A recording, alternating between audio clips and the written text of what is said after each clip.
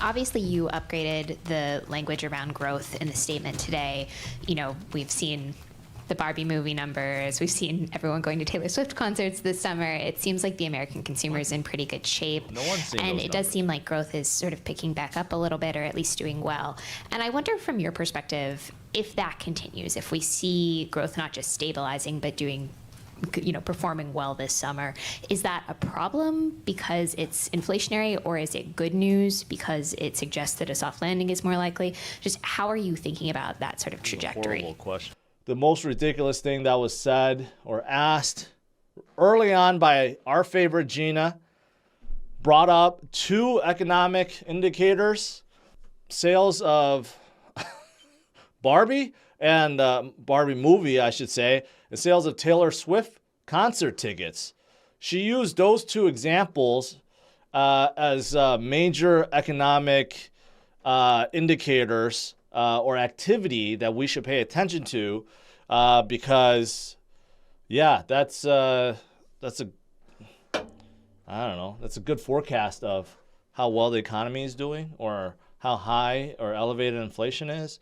Or I don't know. She brought it up like everyone is looking at those numbers. I don't think anyone is looking at those numbers. I don't think anyone went into this meeting studying how well the Barbie movie has done so far and how many tickets Taylor Swift sold.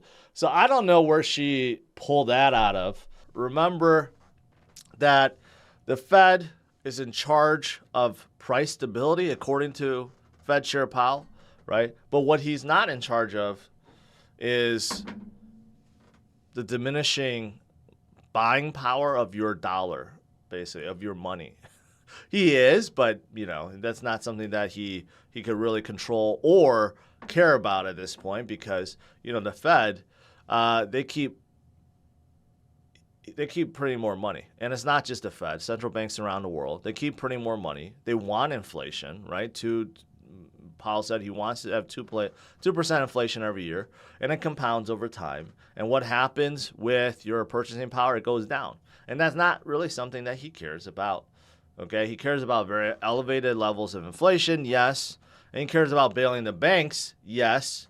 But he will turn on that money printer whenever it suits him, right? And that is why the buying power of the dollar keeps going down, okay? And that top graphic only goes to 2020. It got a lot worse since 2020. The last 3 years, we printed 40% of the circulating supply of all money in existence. So think about that. So that dollar actually went down to probably like 50 or 60 cents.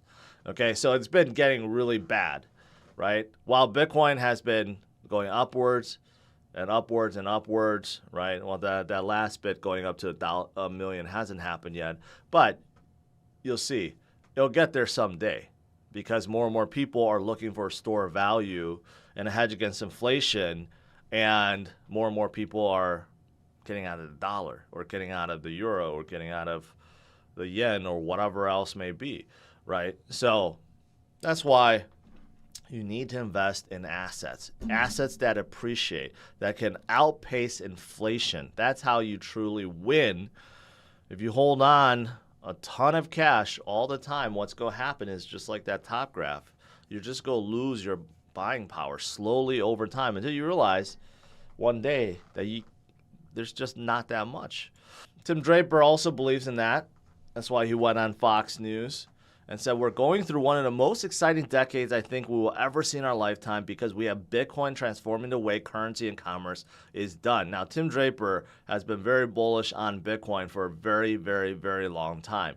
In fact, he bought 30,000 Bitcoin from the Justice Department years ago when it was only $300 each. So, you know, he's done well for himself with Bitcoin and so many other tech companies out there, right? But he still thinks that Bitcoin will reach $250,000 by the end of this cycle. Again, that's not too far off. We're talking about the end of 2025, right? But as we get closer to the halving event, and after that, you know, there are some explosive things that are going to happen, including yesterday I covered Bitcoin spot ETFs expirations. You know, the deadlines most of them are in March, a month before the halving event. Just imagine they all get approved, or at least one or a few gets approved, and then you're going to have the halving event. And then, you know what? Who knows what else is coming then? Also, this looks at the realized cap, and basically what this summarizes, we are in a bull market. Okay, we are definitely in a bull market. So these peaks are actually when, Bitcoin is kind of stagnant, stale, low, right? And also it basically shows that there's not a lot of selling power at this point. There's a lot of accumulation. But whenever you have a bull run, you have new people coming into the space, right? And then you see Bitcoin start being bought and moved. That's when the graph actually goes down. But right now, basically 71% of Bitcoin has not moved in the last 6 months. Okay, so it's definitely very similar to previous times when Bitcoin was low and boring and it seemed like it was going to go nowhere. And then boom, it starts moving, right? We're right at that stage. Reddit, those of you guys that are Reddit and NFT fans, they're preparing to drop their Gen 4 collectible avatars on Polygon.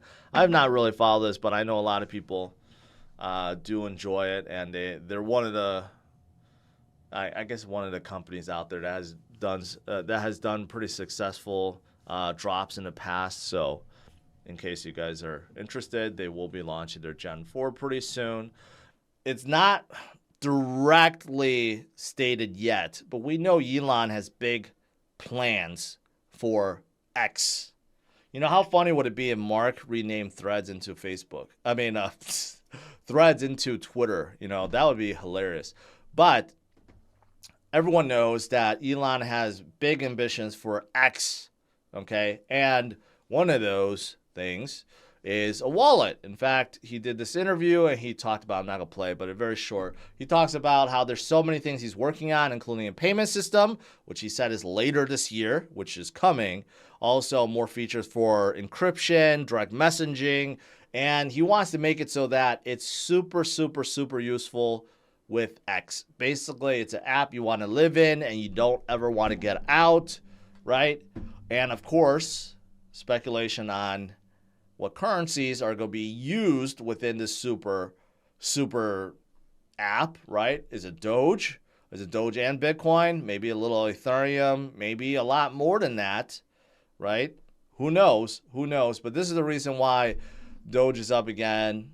A lot of people speculating that something will be announced soon, especially this payment system or wallet that will be supporting Doge and Bitcoin, I'm sure, and Ethereum, I'm sure. So that is coming, okay? And if something big gets announced for Doge, guess what? It can mimic the movement from before, from 2021, right?